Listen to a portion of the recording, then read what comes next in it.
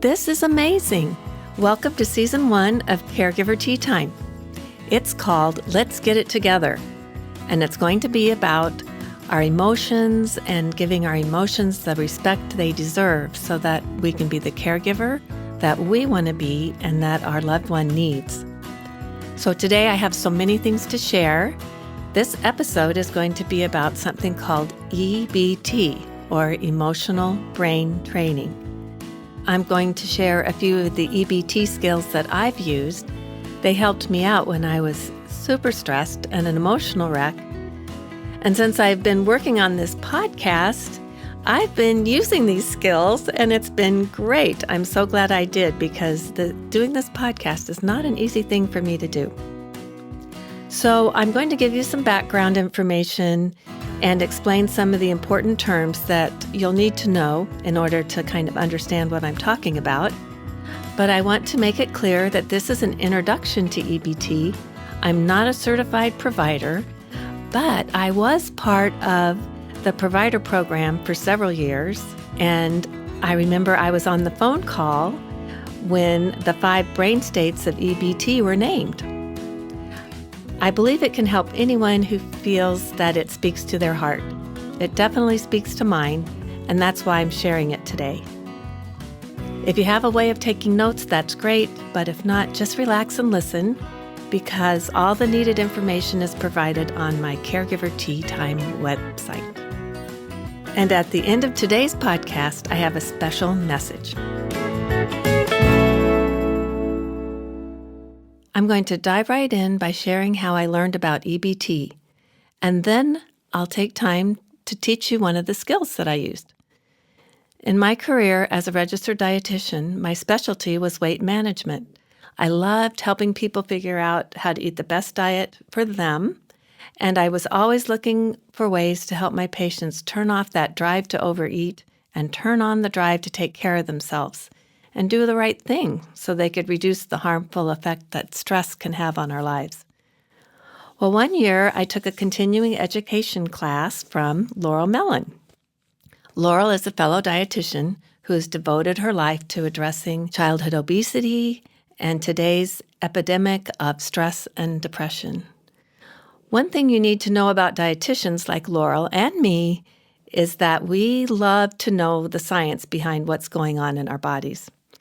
I tell you this because I want you to understand that the EBT skills are based on scientific breakthroughs.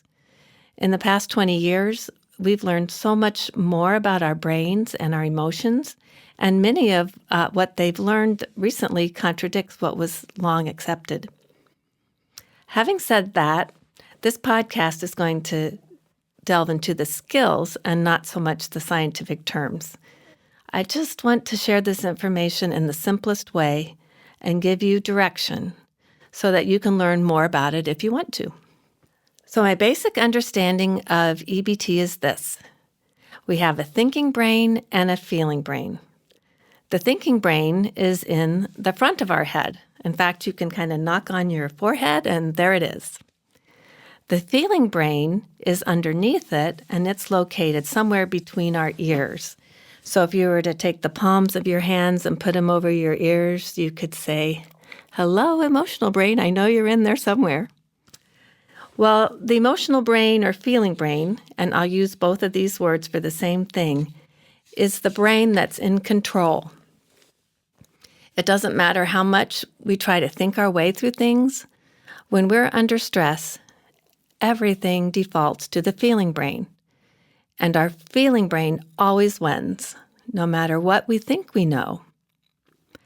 Unless we take time to step back and use our thinking brain to take a moment just to check in with our feeling brain and try to tap into what's happening. And then let the thinking brain translate that into words. And isn't that what we all want, is to be heard and recognized and listened to? And even more than that, we want to be understood. So let's give this gift to ourselves. And We can do that with EBT. Here's the first skill for how to get your thinking brain to check in with your feeling brain. First, you want to take a nice, deep breath. You want to breathe through your nose and out through your mouth, or whatever feels most comfortable for you. Then put your shoulders back, lift your chin slightly, and then just warmly observe yourself and really see yourself in the present moment, just as you are. So now we want to name our brain state, and there's 5 brain states. If you are a 1, you feel great. In fact, you feel wonderful, and there's a glow about you. If you are a 2, you still feel good. In fact, you could still feel great, but you just don't have that glow.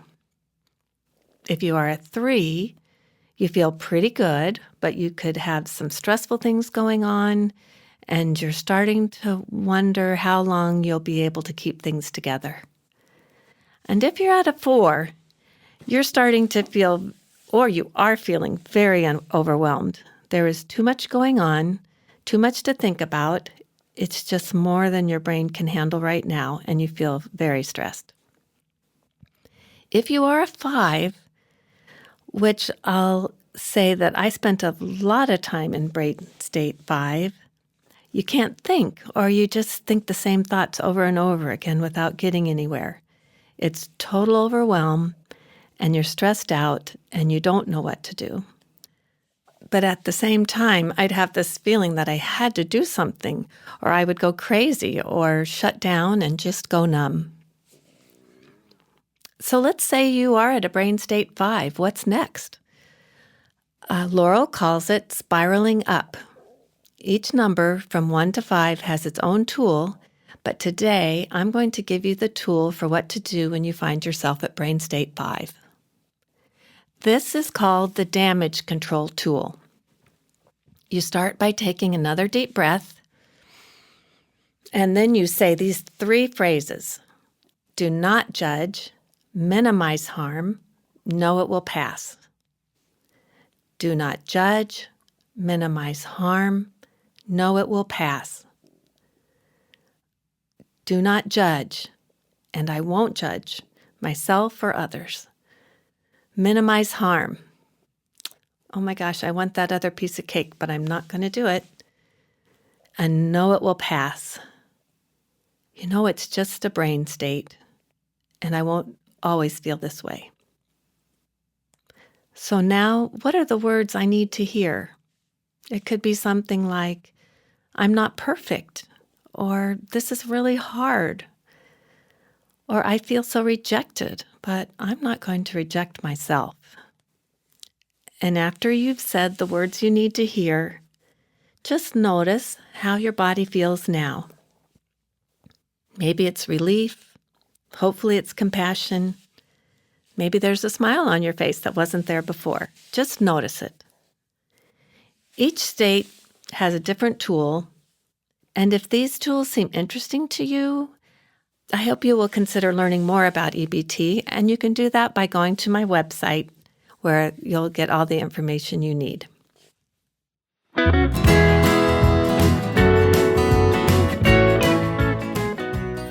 And now my special message for caregivers of AYAs, and you know who you are. And for those of you who don't know what AYA stands for, it's adolescents and young adults. These are people between the ages of 15 and 39, dealing with cancer or other life-threatening illnesses. This age group has special needs, as do their caregivers. When I was a caregiver for an AYA, I didn't know if I was supposed to be his mother, his friend, his health advocate, his travel companion, his secretary, his boss. He needed all of those things. And I have to give myself a lot of compassion for all those challenges we face together. I look back and I think, why in the heck didn't I use my EBT skills? They are wonderful. But I was at a brain state 5 for much of the time, and when you're in brain state 5, there's just no way to spiral up without support.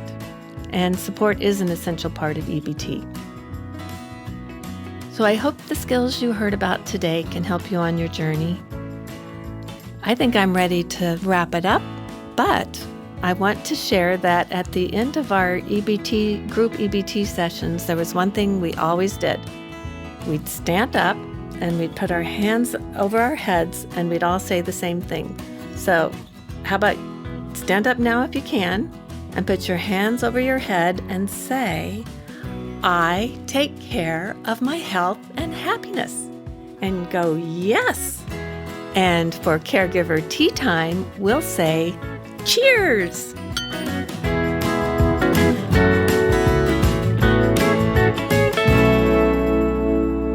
Nothing but the good things, nothing but the good things in this world, living in my heart. Nothing but the good things, nothing but the good things in this world, living in my heart. Living in my heart. Living in my heart. Caregiver Tea Time was recorded at the Coop Studio, Irvington, New York, engineered by Sammy Wags and produced by Bianca Grooves.